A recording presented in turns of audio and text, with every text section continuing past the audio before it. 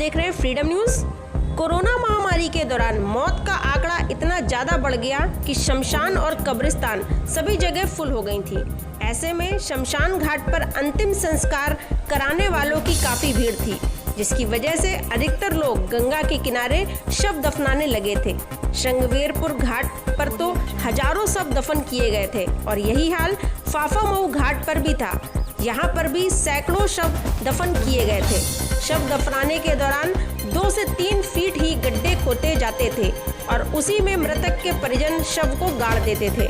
अब बारिश और बाढ़ के कारण गंगा किनारे कटान होने लगी, जिसकी वजह से दफन किए गए शव बाहर आने लगे। ऐसे में इलाहाबाद नगर निगम ने फाफामऊ घाट पर विशेष निगरानी शुरू की है। जो भी शव घाट से बाहर आ रहे हैं, उनको नगर निगम के कर्मचारी पूरे रीति रिवाज से अंतिम संस्कार कर रहे हैं। नगर निगम की टीम अब तक बाहर आए 60 शवों का अंतिम संस्कार कर चुकी है। वहीं नगर निगम के अफसरों का कहना है कि उनकी टीम गंगा किनारे कटान पर नजर रख रही है। जो भी शव निकलते हैं, उनका हिंदू रीति रिवाज से संस्कार किया जा रहा है। इसके अलावा जो शव गंगा में बहते देखे जा रहे हैं, उनको भी नगर निगम के कर्मचारी घाट पर लाकर उनका भी अंतिम संस्कार कर रहे हैं।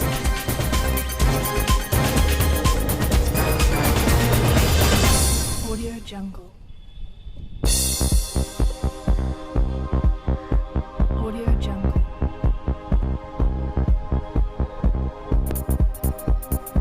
Audio Jungle.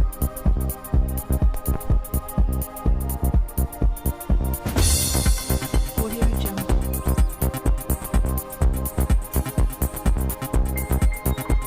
Audio Jungle.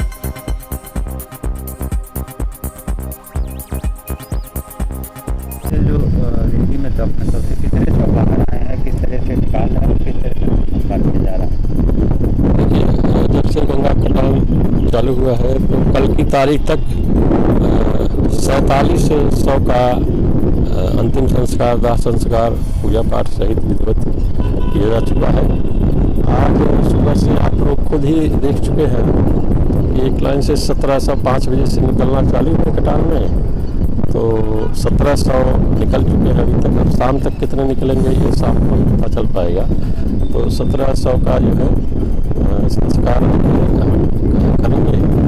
तो करने का सबसे एक चीज़ अब उसमें कि हम हर एक प्रत्येक 100 का अलग अलग चिता सजाते हैं, उसको सजवा रहे हैं, तैयार करवाते हैं और प्रत्येक 100 पे देसी घी का अर्पण होता है, चंदन का अर्पण होता है और कपूर से उनका मुखाग्नि दी जा रही है।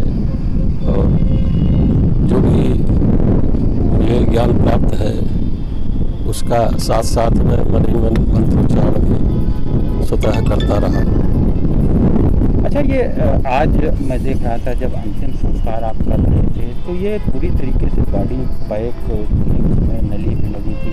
क्या किस तरह की बॉडियाँ निकल रही हैं? देखिए, ये तो जैसे ये तो देखने से ही आपको ही स्पष्ट है कि ये नली लगी हुई थी कि एक बीमार आदमी था कोई, उसके परिवार वाले जैसे अपना वो पीछा छुड़ाने के लिए अपना यहाँ ऐसे तैसे छोड़ छाड़ के चले गए। नहीं तो भाई अब उनको अपने शव से, अपने परिजन से भय हो गया, क्या था अब हम तो बता नहीं पाएंगे, लेकिन छोड़ के चले गए तो दिख ही रहा है कि ऐसे ही छोड़ के चले गए हैं। तो अब बाड़ियाँ निकलने का कई रूप है।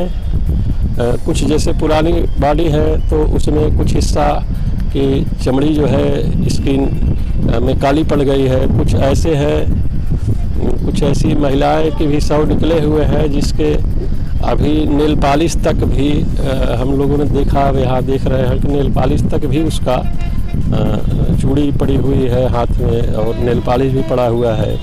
कुछ महिलाएं ऐसी भी हैं जो कि सुंदर सी साड़ी पहनी हुई हैं, उनके ऊपर ना तो कोई रामनामी है ना कफन है। तो अब इनके परिवार वाले की क्या मानसिक पीड़ा दशा रही होगी, अब ये तो जानना अब हम लोगों के बस का है नहीं। लेकिन अब नगर निगम प्रयागराज की तरफ से इतना यही हो रहा है कि जो भी बाड़ी है उनका। क्या नाम है?